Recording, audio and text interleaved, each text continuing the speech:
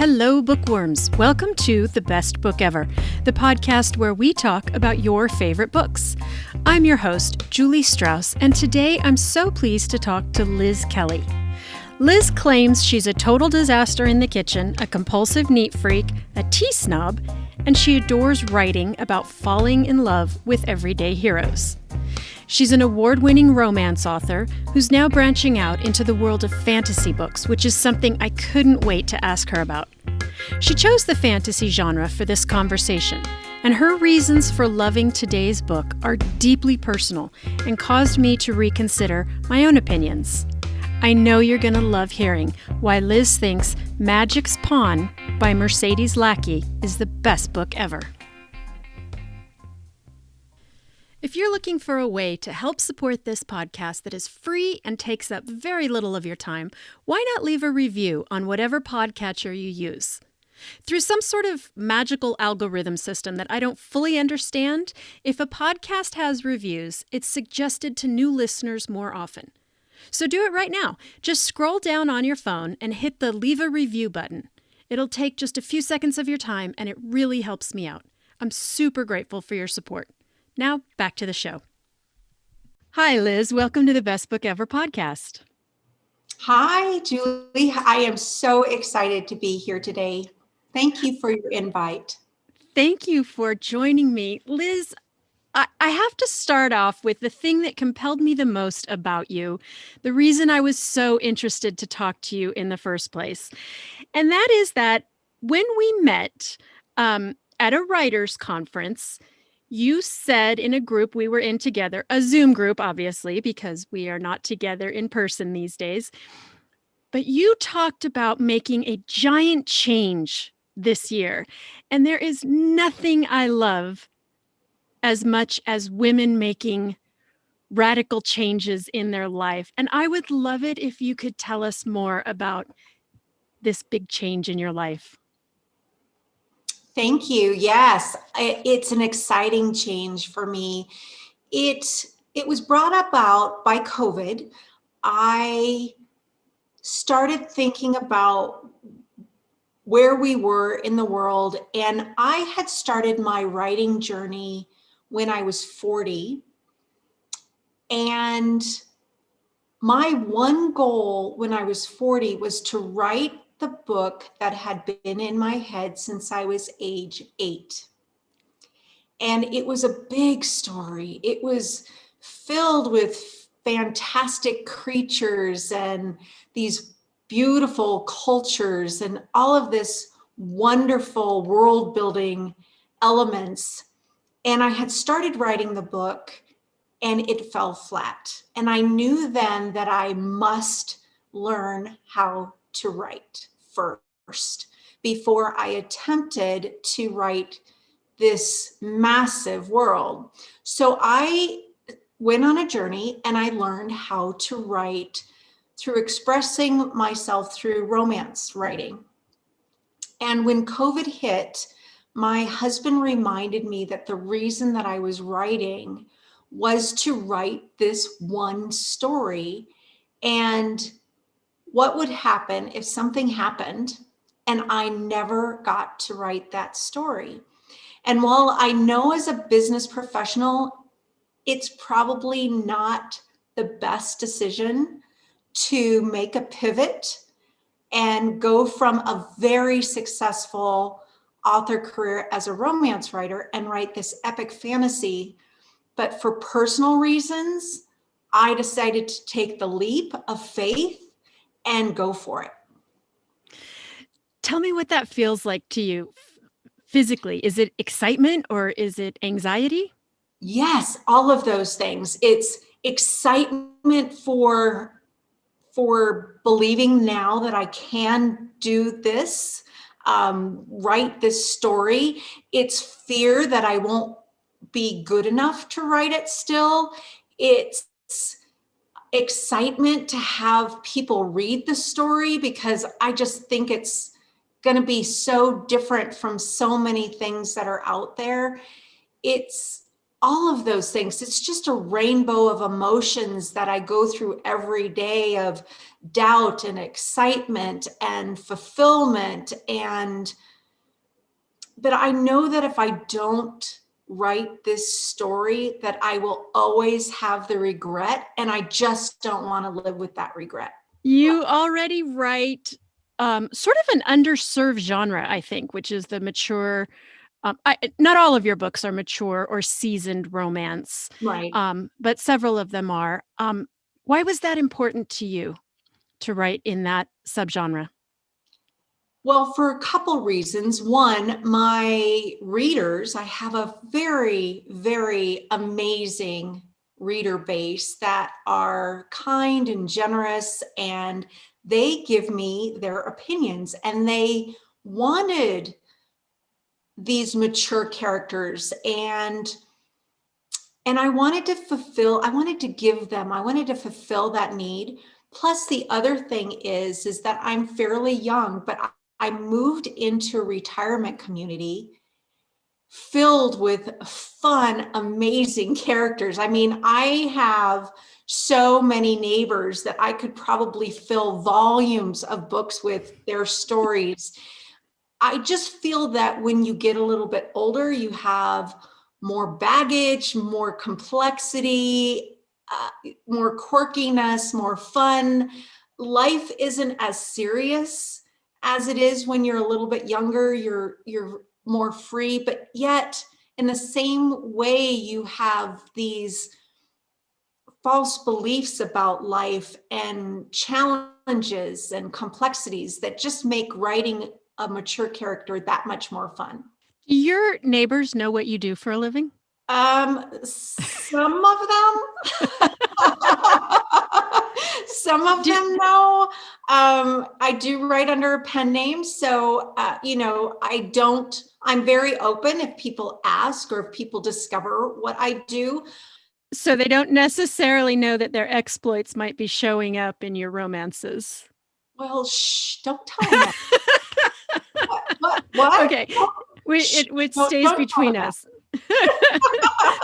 Fair enough. I do actually have a sweatshirt that says, "Be careful.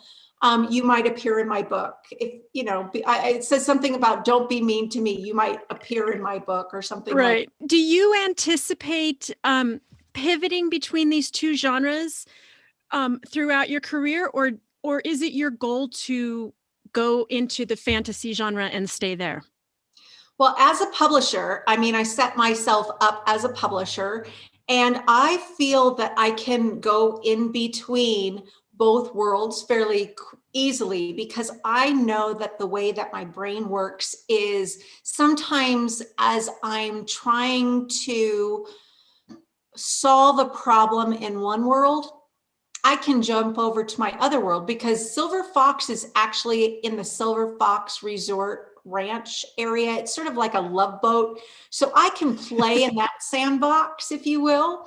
And then I can jump over to my fantasy, which is built in the world Soteris, and I can play in that sandbox and play with all those characters. So sometimes it's nice to be able, when you can't solve a problem, or you've backed yourself into a corner as an author, or when you want to reach for a very creative solution and all you're coming up with is blah, blah, blah, blah, just ordinary solutions. Sometimes you really want to be able to switch back and forth so that creative is always fresh and unique, and you're giving the readers what they want. That's really important to me, is to give the readers that extra special magic fairy dust in my books. So they are given what is the best of me. So tell me about what your reading life is like. What do you lean toward in your recreational reading time? That's a great question for me, because I often try to avoid answering it. And the reason I try to avoid answering it is because most people, and I try to hide this the best that I can, is I'm dyslexic. And a lot of people wonder, well, why would you ever have become a writer if you're dyslexic? Like, that's just insane. That's called insanity. And I tell a lot of people that, well, to be honest, I am a storyteller. I don't even consider myself as a writer. I consider myself as a storyteller. And when you have a story to tell, there's something inside you that is, or at least there's something inside me that is stubborn enough to say, just because I have difficulty putting something that's in my brain out through my hands or out through my voice, that's not going to stop me. And so I was one of those people that said, well, just because I'm dyslexic is not going to stop me from doing what I want to do, which is tell my stories. So when it comes to reading, I am thrilled to have audio because I love audiobooks. I think it's the best thing that we've ever been able to do, is to either do text to voice or audio, or we have so many more options than we've ever had before. So did you come to reading late in your life then? Did you have a hard time in school? So I was very, very lucky in the fact that where I lived, the local library had a reading challenge every summer. And my mom would take me to the library, and there was a reading list that the schools gave you to read during the summer. And I hated that reading list. I just loathed that reading list. And there was a librarian there, and God bless librarians, because this librarian took me by the hand, threw the list in the trash, and said, let's go find something that you love to read. And at that moment in time, my world opened, and I found Nancy Drew and the Hardy Boys. And I, being the stubborn person that I was, fell in love with those stories. And of course, there's hundreds of books within those series, and I gobbled them up. I just gobbled them up. And I would sit and I would do my best to read them with a ruler. And I would take my time and I would just get through them the best that I could, but I love them. And that summer, I think I got through about 23 books. Wow. Just by spending my time. And I found that I loved living in those worlds that were created by those authors. So yeah. The story really has to be worth it for you to expend, it sounds like, extra energy to read the printed word. And so the story really has to compel you in order for you to give and it that's that. exactly it. And that's why it's so important for me as an author to create those vibrant worlds that people can live in, that people can smell and taste and feel and experience, and that they can just escape into. And I love writing characters that are a rainbow. I want you to cry, and I want you to laugh, and I want you to become embarrassed. Tell me, how did you find this book that we're talking about today, Magic's Pawn by Mercedes Lackey? I love sci-fi. I've always been a sci-fi fantasy fiend, right? And I loved world building. Of course, like I said, I loved the Nancy Drew and the Hardy Boys and everything. And I started falling into my love of fiction in these big, big, big worlds. And I love the fact that Mercedes Lackey was a female writer in this genre. There wasn't that many. There was Tolkien, and there was so many others, but they were all men. And I wanted to read a female writer that was writing in these epic worlds. And that's how I found Mercedes Lackey. And the book that we're talking about is really one of her very, very, very first books. And in fact, I think it is her first book. And I just fell in love with it. And I was in my early 20s when I found it.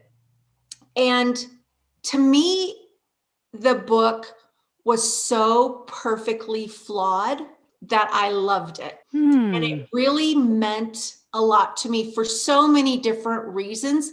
If somebody picks up the book today, would they consider it like their top 10 books ever read? I would think not, because it is a debut author novel. But from my perspective, it is perfect in the way that it was delivered. It addresses so many universal themes that are classic, that anyone picking up this book could identify with those universal themes. Can you give a brief description of the plot for our listeners who maybe have not heard of this book before? Well, it's about a young boy who is the firstborn son, and he is trying his best to please his demanding father. Nothing he can do is right for his father, and his father sends him away to live with his aunt. And he finds out very, very quickly that he back home was a big fish in a little pond, a big fish in a little pond. And now he is in a much bigger pond, and he has to discover his way to who he truly is. And he has so many false beliefs about who he is and what expectations are in the world.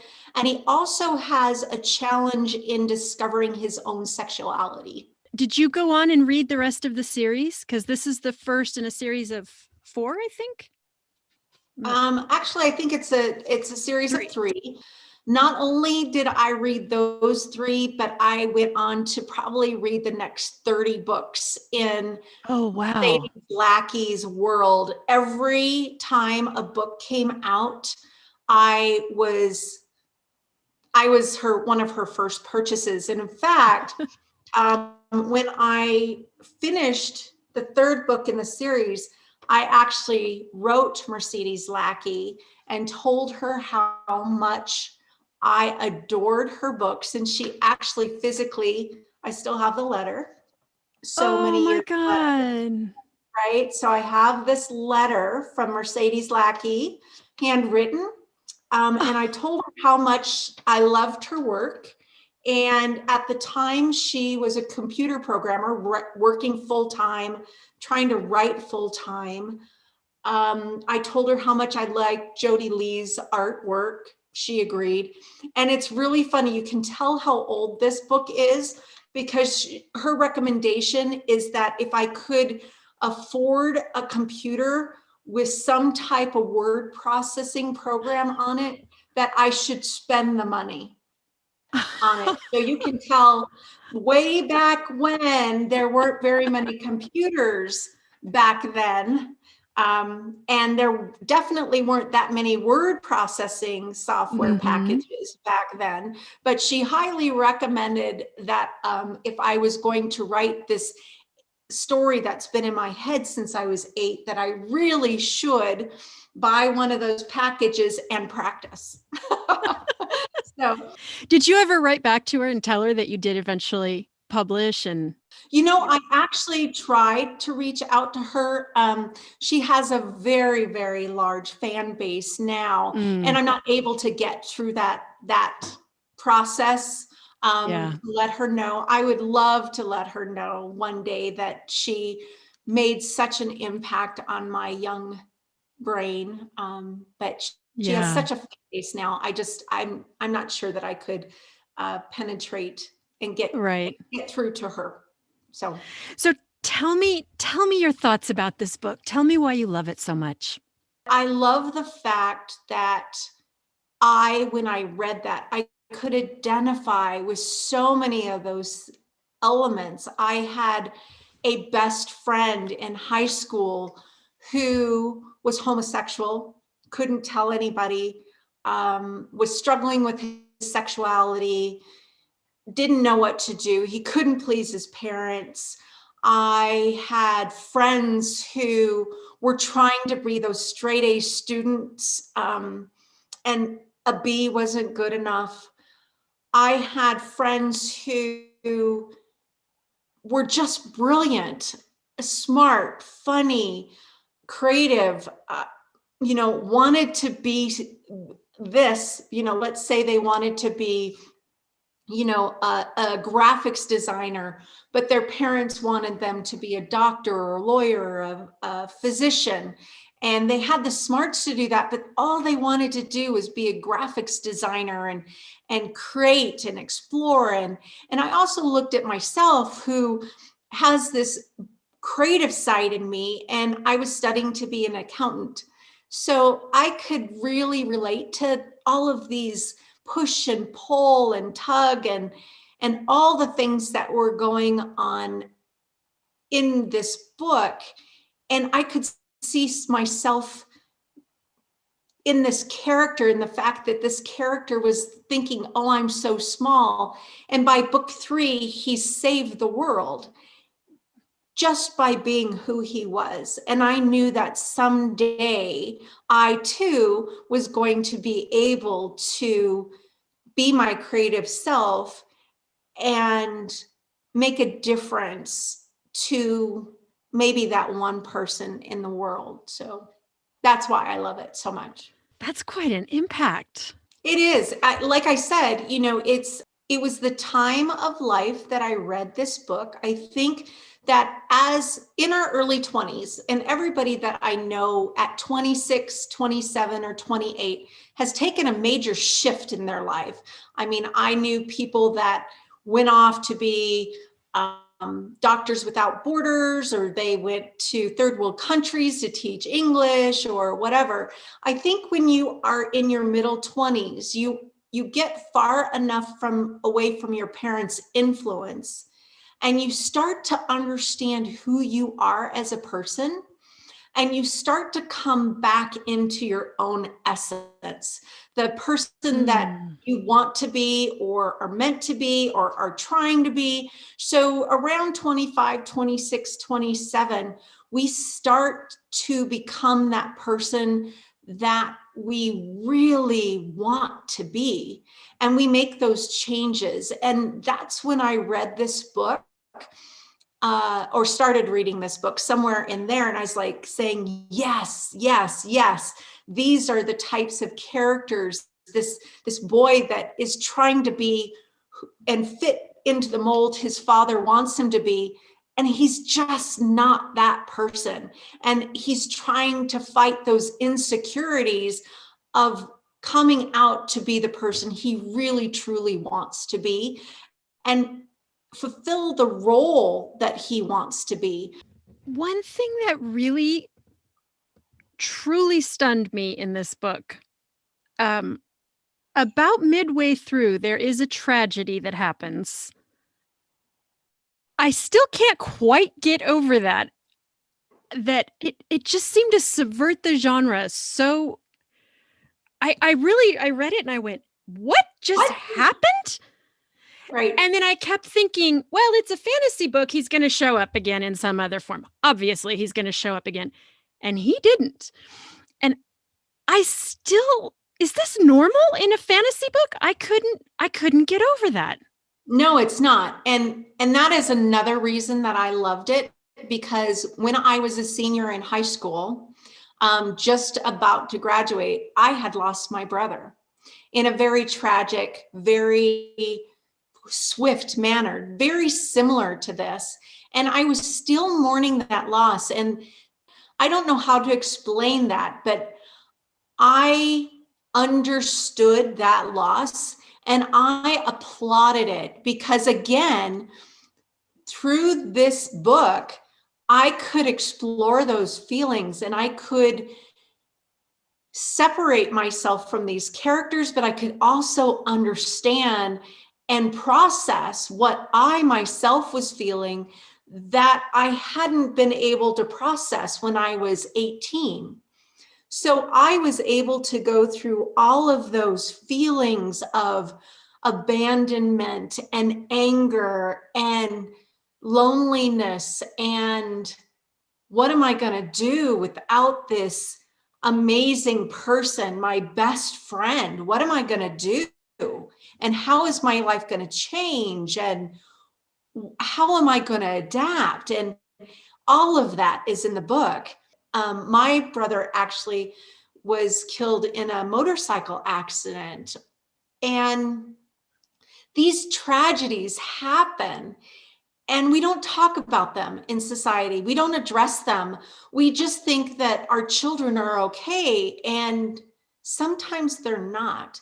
And that is exactly why I loved this book, because it addressed the hard stuff.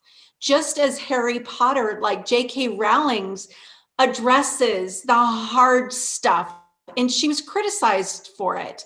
Just like The Lion King addresses the hard stuff, and Disney was criticized for it.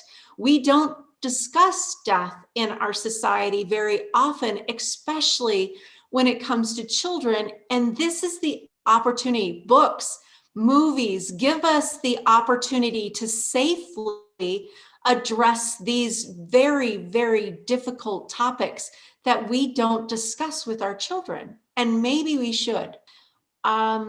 And yeah, I'm sort of glad that Mercedes chose not to bring this beautiful, funny, kind, complex character back into the book and let Vanielle deal with it, because she did it in such a beautiful way that I could relate to it as a child of 18, I guess, a young adult who had lost their sibling that was, 5 years older, who was the center of their world. Did it change your grieving? Did it change the way you related to the memory of your brother? It changed the way that I wasn't ignoring it anymore.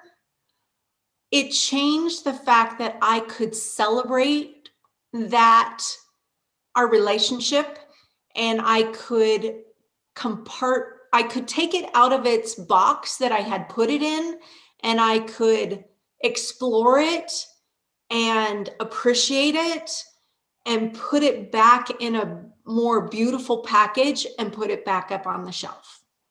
And that was one thing that really compelled me. Saville kept saying to him, his aunt, who is also sort of his guide, you're not going to latch on to someone else. You're going to figure out who you are without him. And I was really deeply moved by that. Well, I think that when you have such a close relationship with anyone, you have that sort of codependency is what he had. And you want that codependency back. You crave it. You want it. You strive for it. And what Saville was trying to help him with, and it crushed her. I could just feel it crushing her to watch his struggle, but she knew she was doing the loving thing by guiding him through and getting him the help he needed so that he could become the person that he himself needed to become. And that codependency was no longer there. He became that strong, beautifully independent person. Even though he mourned the loss, he could accept the loss, and he realized it wasn't his fault. And I think that is very important to a child to learn. When something happens in your childhood, let's say your sister falls off their bike, or let's say your brother falls in the pool and has a hard time getting out of the pool.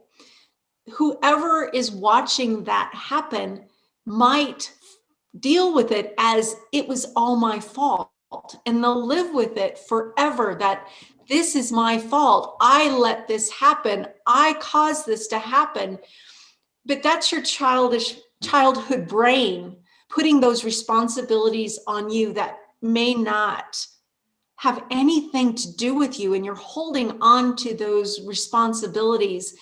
And this book allows you, if you've ever had any of those things happen to you, and we all have, that you as an adult can look back and say, you know what? This author got it right. And you can let those things go, because you see as an adult that childhood false belief is just that. It was false belief, that it was an accident, that nothing could have prevented that. And that child in you is not at fault. In your reading life, do you stick to fantasy and romance? Oh, I'm all over the place. No, I'm all over the place. Once I found the love of reading, I love reading biographies. I love reading memoirs. I still have a business mind. I was an executive for many years, so I love picking the brains of, Steve Jobs or finding some of those business books. But I also love historicals. I love going back into the Victorian age, or being in the Scottish Highlands, or whatever. Once I found that I could escape through words, even as a dyslexic person, I love being able to find myself there. Lyz, tell me what you're reading these days. What's on your nightstand right now? Well, right now I'm actually reading The Time Capsule, and I'm rereading some of my favorites, just because I want to understand, like Tolkien and The Lion, the Witch, and the Wardrobe, and I want to understand why I fell in love with those books so long ago. Will you share with our listeners where they can find you online? Sure. You can find me at Lyz Kelley, LyzKelley.com. You can also find me on Amazon. All of my books are in Kindle Unlimited. So just look for Lyz Kelley and you will find all of my books in Kindle Unlimited. And if you would like to follow me on Facebook, I'm there. Also on BookBub and Goodreads. If you're interested in my fantasy series that I am going to probably publish in 2022, which is my big epic 8-year-old fantasy from my 8-year-old brain, you can follow me on Z Kelley, ZeeKelley. And so I'm just standing up that pen name, but you can find me either name, Z Kelley or Lyz Kelley. Thank you so much for joining me today. It's really been a delight to get to know you. Thank you so much, Julie. I appreciate your time. Thanks for listening, bookworms. For more information on this episode and links to all the books we discussed, please go to our website, bestbookeverpodcast.com, or follow the podcast on Instagram at bestbookeverpodcast. I'm your host, Julie Strauss, and you can find me everywhere as Julie Wrote a Book. Remember, when you're doing your book shopping, please help support indie bookstores and this podcast by using my affiliate link at bookshop.com/bestbookever. Thank you for joining me today, and I will see you at the library.